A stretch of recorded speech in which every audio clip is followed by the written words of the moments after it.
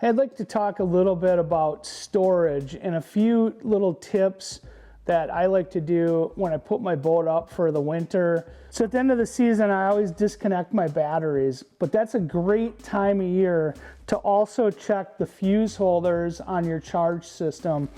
The charge system has a primary fuse holder that goes to the engine battery, and then it has a secondary fuse holder that goes to your trolling motor setup.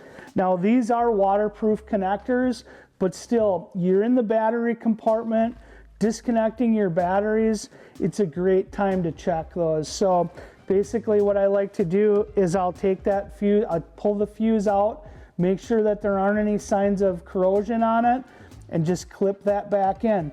Now I'll always wait until I disconnect the batteries to do that, because there is a spark when you pull the fuse holder out on the primary fuse holder. So that's something that's important to note. Moving on to the power pole itself, one thing that I like to do at the end of the season is I'm gonna just inspect my power pole pump. I'm gonna check the fittings, make sure that there isn't any sign of any fluid leaking. And at that time, I'm also going to inspect the reservoir itself to make sure that the fluid is clean, that there's not any sign of moisture in it.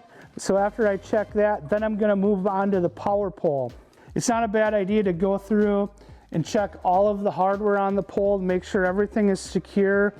But then where the power pole connects to my jack plate, I wanna double check and make sure that all those fasteners are tight as well, and good to go and ready to hit the water in the spring.